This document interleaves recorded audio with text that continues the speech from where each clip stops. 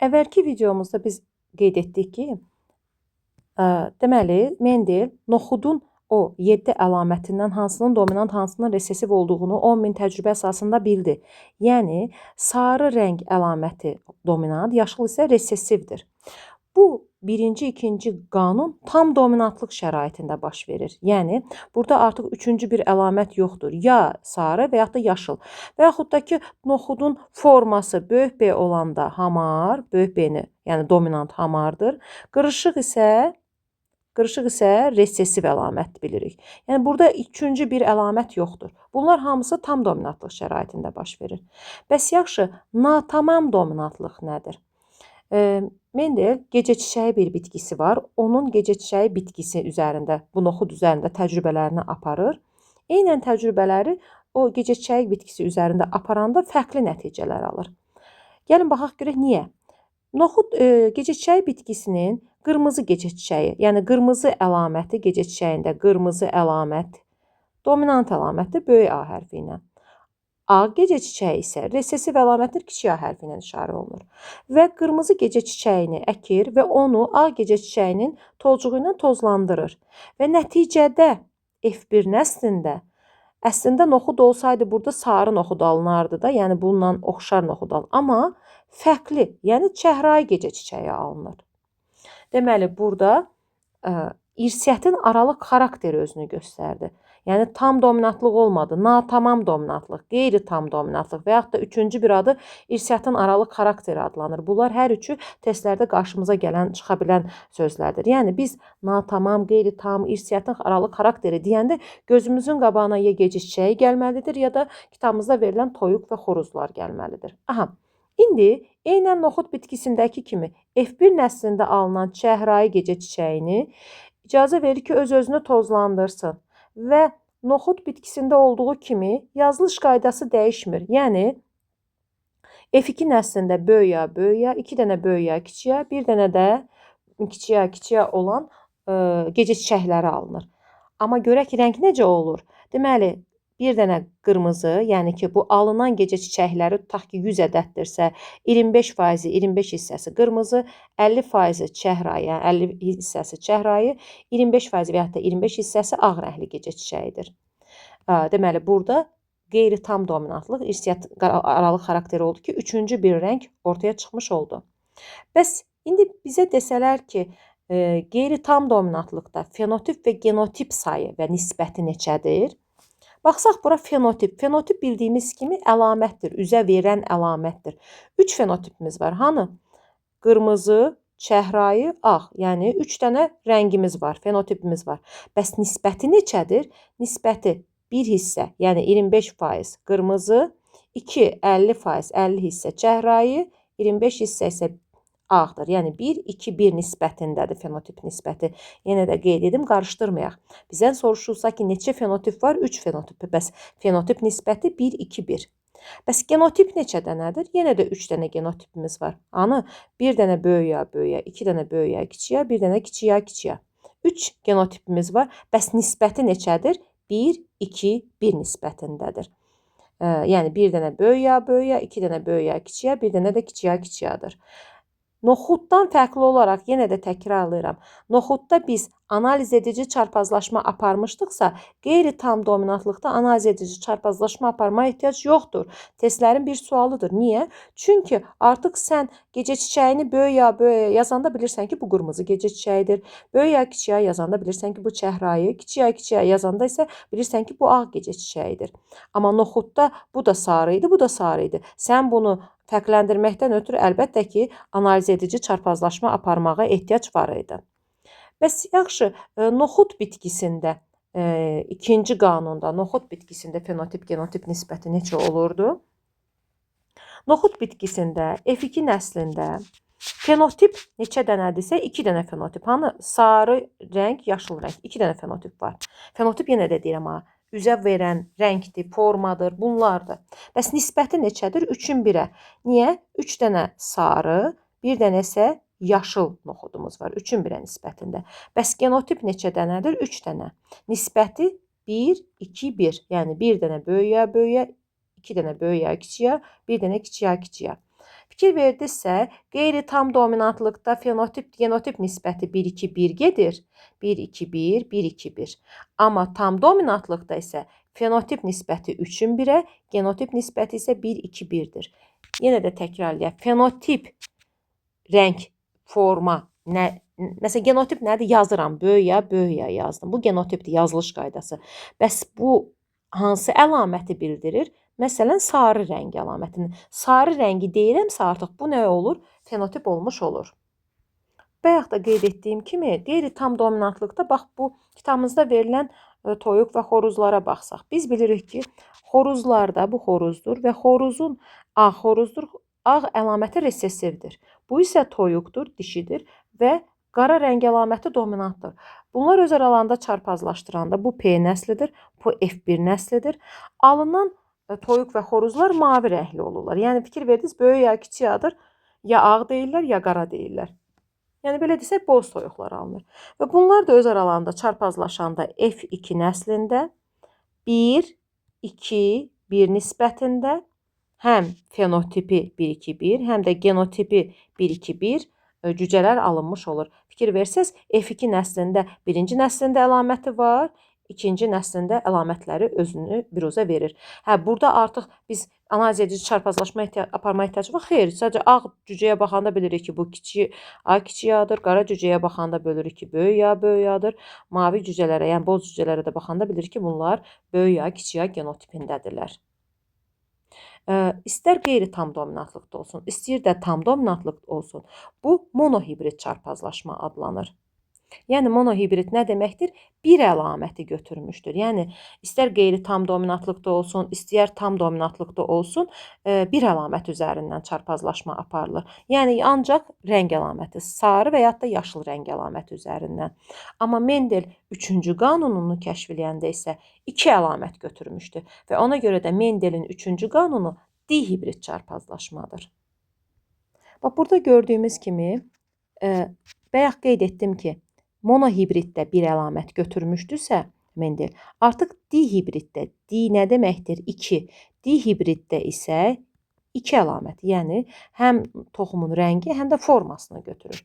Və o araşdırmalar nəticəsində belə üzə çıxardır ki, noxudun rəng əlaməti sarı dominantdır, yaşıl resessivdir. Formada da hamar dominantdır, qırışıq isə resessivdir. Və noxud olaraq, yenə də P nəslini götürək və noxud olaraq götürür. Yazılış qaydasına baxsaq, bu necə noxudlardır? Yazılış qaydasına əsasən sarı hamar. Sarı hamar noxudları. Amma necə sarı hamardır? Hər iki əlamətə görə homozigot sarı hamardır. Yəni bu rəng sarı, bu isə forma hamar formanı bildirir. Yəni olur da ki, orqanizmdə o 7 əlamətin 7-ni də daşıyır genlərində. 2 əlamət üzərindən indi gedir, təcrübəsini aparır. Sarı hamar noxudları əkir. Sarı hamar noxudlar yetişəndə yenə də onları, bu olursun dişi, onları tozlandıran zaman bu noxudla tozlandır. Bu noxud nədir? Buradan oxusaq yaşıl qırışıq noxudlardır. Yaşıl qırışıqlarla tozlandırma aparır. Sarı hamar noxudları yaşıl qırışıqlarla tozlandırma aparır. Və nəticədə indi görək nələr alınır. Buradan qamet çıxartmaq biraz şagirdlər üçün çətinlik törətsə də indi biraz açıq şəkildə izahatını verim. 2 dənə, məsələn, sarı rəng əlamətinə 2A-dan bir dənə A, 2B-dən isə bir dənə B yaranır. Deməli, bu sarı hamar noxudun verə biləcəyi qamet böyük ya böyük B-dir. Böyük ya böyük B, yəni sarı rəng əlaməti formadansa hamar rəng forma əlamətini. Yəni bunu açıq şəkildə bayaq da qeyd etdiyimiz kimi qeyd etsək, deyək ki, bu bizim sarı rəng əlamətinin xromosomlarıdır. Bu da bizim hamar formanın əlamətidir. Bu diploid orqanizm üçün keçərlidir. İndi biz bundan haploid meyoz proses zamanı qamet əmələ gətiririksə, bu 2 qametdən bir dənəsi, yəni N-ə düşür. Buradan da 2 dənəsindən bir dənəsi, yəni N-ə düşür, haploid dəstə düşür. Ona görə də rəng əlamətindən də bir hərfi götürürük, forma əlamətindən də bir hərfi götürmüş oluruq. Olur AB qameti. Buradan isə Hansı qamet əmələ gələsidir? Kiçik A, kiçik B qaməti. Və bu fərdləri biz çarpazlaşdıran zaman, bunun çarpazlaşmasını bir dənə şem kisəsində göstərim. Bu olsun bizim dişi fərdimizin yumurta hüceyrəsi. Yumurta hüceyrəmiz A, B. Spermimiz isə kiçik A, kiçik B. Əmələ gələcək böyük A, kiçik A, böyük B, kiçik B fərdi. Yəni, indi silib təzdən yazsaq, buradan yaranır böyük A, kiçik A, böyük B, kiçik B. F1 nəslində yaranan noxudumuz hansı noxud oldu? Yenə də sarı hamar noxuddur. Bu da sarı hamar noxuddur, bu da sarı hamar noxuddur. Amma bu sarı hamar hər iki əlamətə görə homozigotdur. Bu sarı hamar noxud isə hər iki əlamətə görə heterozigotdur. Burada resessiv genlərin olmağı bizi çaşdırmır. Çünki bunlar hər ikisi dominantdırlar və kiçik A-nı və kiçik B-ni üzə çıxmağa qoymurlar. Başlarından basırlar, özləri üzə çıxırlar. Birinci nəsildə dominantlıq qanunu, yəni Mendelin birinci qanunu özünü doğruldur. Yəni əmələ gələn bütün noxudlar hamısı neçə dənə, 1000 dənə, 500 dənə, 100 dənə, 50 dənə, neçə noxud əmələ gəlirsə, hamısı fenotipcə və genotipcə eyni olur. Yəni hamısı sarı hamar noxudlardır, hamısı da böyük A, kiçik A, böyük B, kiçik B-dir. Növbəti mərhələdə F2 nəslində həmin bu sarı hamar noxudları yığır və yenidən əkir.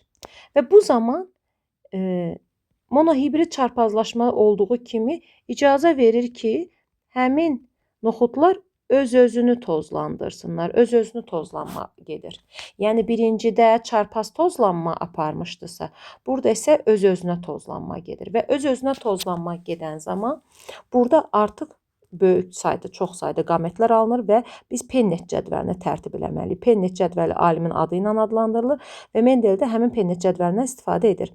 İndi baxsaq buradan bu fərdin qametinin çıxamasına ki, buradan hansı qametlər çıxır, şagirdlər biraz burada çaşırlar. Bunu biz açıq şəkildə yazsaq, deyək ki, bizim xromosomumuzda sarı rəng əlamətinin ikisi də var da, yəni sarı, yaşıl. Bu rəngi bildirir. Burada isə hamar qırışığı bildirir. İndi biz yenə də qeyd edirəm ki, bu diploid olanda hər iki hərfdən 2 dənəsi düşür. Bəs yaxşı, meyoz nəticəsində bu N-ə düşsə, bu hərflərdən bir dənəsi düşməlidir. Məsəl üçün, böyük A-nı götürdük buradan. Buradan rəng əlaməti böyük A-nı götürəndə, forma əlaməti də yenə də hər hansı bir biri. Yəni, məsəl üçün, B-ni götürmüşəmsə, onda haploid dəstə qametimiz necə olasıdır bizim? Böyük A, böyük B kimi. Və yaxud da qametimə böyük A qametini götürmüşəmsə, rəng olaraq, forma olaraq kiçik B qameti düşə bilər. Və yaxud da ki, rəng olaraq kiçik A-nı götürürəmsə, forma olaraq böyük B hamar forma. Rəng əlaməti olaraq kiçik A-nı götürürəmsə, formadan kiçik B-ni götürməliyəm. Yəni, bunu mən götürmürəm. Bu, meyoz proses zamanı, yenə də rüşeym kisəsini çəksək, meyoz proses zamanı yumurta hüceyrədə düşə biləcək əlamətlərdir. Yəni, həmin bitkinin bədənindəki xromosomlarda, yəni həmin bitkinin xromosomlarındakı DNT-də rəng əlaməti ilə forma əlamətindən hər dəfəsində meyoz proses zamanı əlamətlərdən mütləq ki, rəngdən də, formadan da bir dənə əlaməti verə bilər. Və beləliklə 4 dənə müxtəlif qamet əmələ gətirir. 4AB də ola bilər bu qametimiz bizim, kiçik A, kiçik B də ola bilər, kiçik A, böyük B də ola bilər, kiçik A, kiçik B də ola bilər. Bu 4 dənədən biri mütləq ki, qametdə olmalıdır. Aha, indi biz burada fərz eləyək ki, bu 4 qametin 4-ü də əmələ gəldi. Növbəti bu canlıda yenə eyni olduğuna görə bunun da qametləri bu cür kiçik A, böyük B, kiçik A, kiçik B kimi yazırıq. 4 qamet burada, 4 qamet buradadır. 16 fərd yaranasıdır. Biz bunu bayaqki çarpazlaşma kimi yaza bilmərik, qarışdıraraq. Ona görə Pennet cədvəlinə müraciət edirik. Buradakı qametləri indi Pennet cədvəlində yazıb göstərək. Bu olsun ananın qametləri, bu tərəf isə atanın qametlərini çəkmişik. Və Pennet cədvəlinə əsasən bu qametləri, məsələn, ananın birinci qameti ilə atanın birinci qametini Bu 2, 3, 4. 1, 2, 3, 4. Ananın birinci qametinə atanın, ananın birinci, atanın ikinci qametini və beləliklə bu qametləri birləşdiririk və bunu cədvəldə birləşdirək. Yəni, məsələn, ananın birinci AB qaməti ilə atanın birinci qametini birləşdiririk və nəticədə böyük A, böyük A, böyük B, böyük B fərdi yaranır. Sonra ananın birinci qaməti ilə atanın ikinci qametini, bu olsun ikinci qaməti birləşdirib böyük A, böyük A, böyük B, kiçik B şəklində yazırıq. Sonra yenə də növbəti ananın birinci qamətinə atanın birinci. Yəni bunu bu şəkildə yazmaq düzgün deyil uşaqlar. Çünki biz mütləq ki əlamətləri yan-yana yazmalıyıq. Yəni rəng əlaməti ilə forma əlamətini yan-yana yazmalıyıq. Və növbəti böyük A, kiçik A, böyük B, kiçik B şəklində. Və bu şəkildə bütün çarpazlaşmaları yazırıq. Yenə də indi ikinci qaməti ilə atanın birinci qametini böyük A, böyük A, böyük B, kiçik B şəklində. Və beləliklə bütün cədvəli yazdıqdan sonra bizim 16 dənə noxud əmələ gəlir və genotiplərdə fərqlilik biz görürük bunu. İndi gəlin baxaq görək. Burada kənarda yazdıqlarımıza əsasən baxaq görək birinci noxudumuz necə noxuddur? Böyük A, böyük A, böyük B, böyük B. Buradan da baxsaq bu necə noxuddur? Sarı hamar noxuddur. Yəni yazıram sarı hamar noxud. Bu noxud da sarı hamardır. Hardan bildim? Böyük A, böyük A, böyük B, kiçik B, sarı hamar. Bu da sarı hamar, bu da sarı hamar noxuddur. Bu da sarı hamar. Bu artıq sarı necə noxuddur? Qırışıq noxuddur. Bu sarı hamar, sarı qırışıq, sarı hamar, sarı hamar. Artıq bu necədir? Yaşıl hamar, yaşıl hamar, sarı hamar, sarı qırışıq, yaşıl hamar və nəticədə sonda yaşıl qırışıq noxudlarımız oldu bizim.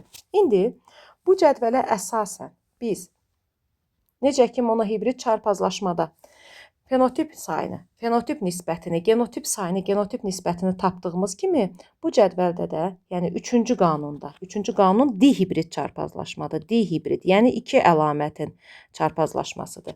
Dihibrid çarpazlaşmada fenotip və genotip nisbətinə baxaq. İndi yazaq fenotip nisbəti və genotip.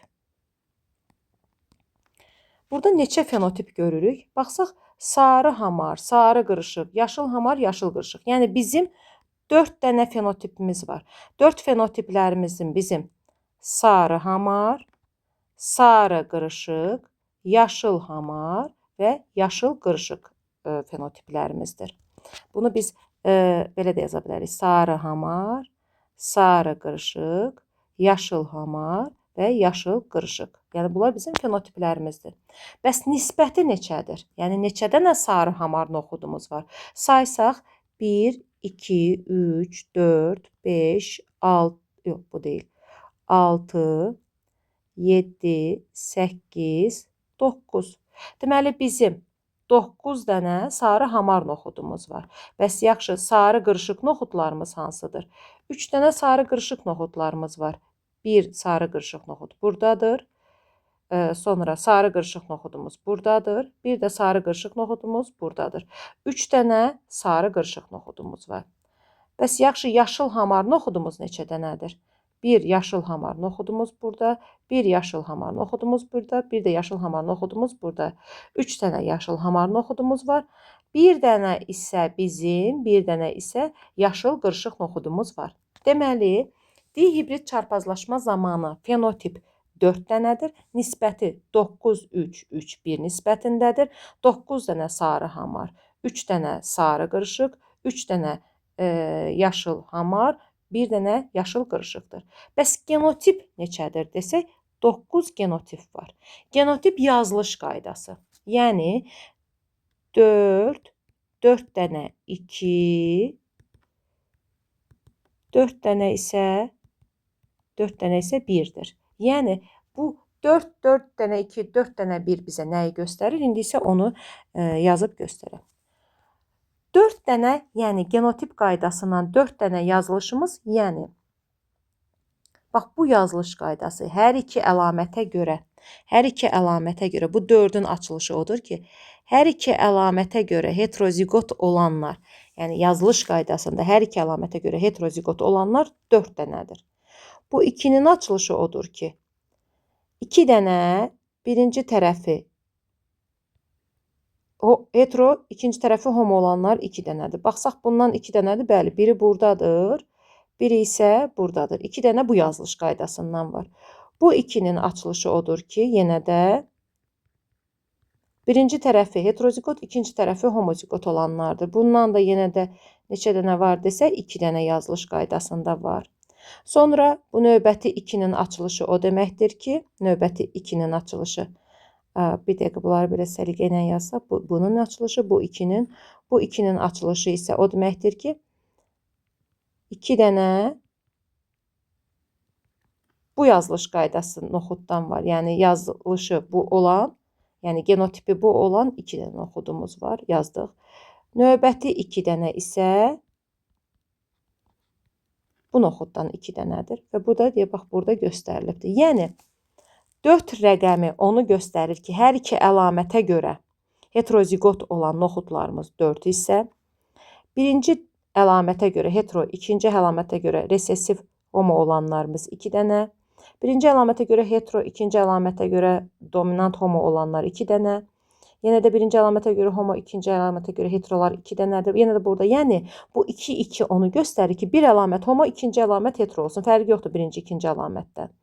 Bəs bu birlər nəyi göstərir? Birlər ən rahatıdır. Yəni bir dənə hər iki əlamətə görə bizim homozigotlarımız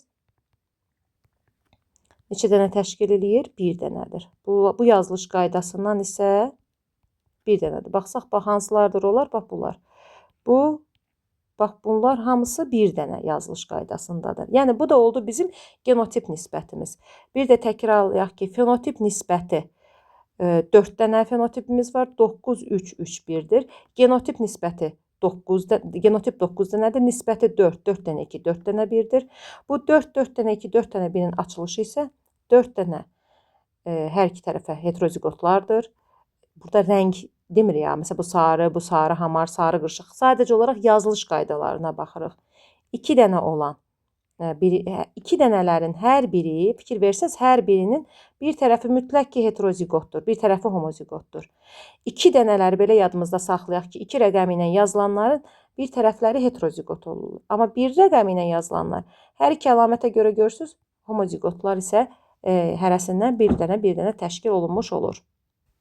Bu da olur Mendelin 3-cü qanunu dihibrid çarpazlaşmadır və dihibrid çarpazlaşma daha doğrusu əlamətlərin sərbəst paylanma qanunudur. Və Mendelə görə hər bir əlamət, yəni rəng əlaməti ilə forma əlaməti, rəng əlaməti ilə forma əlaməti bir-birindən asılı olmayaraq nəsildə sərbəst paylanırlar və Mendelin bu qanunu o zaman özünü doğruldur ki, qeyri-allel genlər başqa-başqa homoloji xromosomlarda yerləşsinlər. Yəni, bizim rəng əlamətimiz, məsəl üçün, birinci cüt xromosomda, forma əlamətimiz isə ikinci cüt xromosomda yerləşsin.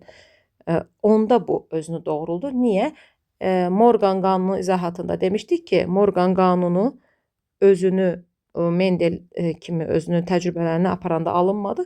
Çünki orada qeyri-allel genlər eyni xromosomda yerləşirdilər deyib əlamətlər sərbəst paylana bilmir. Amma Mendelin 3-cü qanunu yenə də təkrarlayır ki, özünü o zaman doğruldur ki, əlamətlər müxtəlif homoloji xromosomlarda yerləşirlər və sərbəst paylana bilirlər. Bir də əlavə olaraq hər hansı bir fərdin neçə qamet əmələ gətirdiyini də izahatını verim. Tutaq ki, bizə belə bir, indi trihibrid, yəni 3 əlamətə görə bir fərd verilibdir. Bu fərdin neçə qamet əmələ gətirdiyini bilməkdən ötürü, yəni ayrı-ayrılıqda yazıb hesablamaq, aparmağa ehtiyac yoxdur. Sadəcə, məsələn, burada bu fərdlər 4 qamet əmələ gətirdi. Məsələn, biz bunu yazmamışdı, bunun 4 qamet əmələ gətirə biləcəyini əvvəlcədən bilə bilərik. Necə?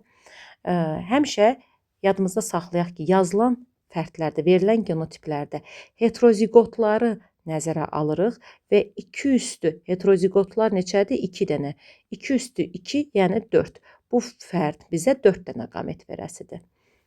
2 rəqəmi bizim 2 qamet əmələ gətirməyimizi göstərir. Yəni, ya o olmalıdır, ya bu qamet olmalıdır. Burada isə artıq fikir verirsiniz, heterozigotlar yoxdur.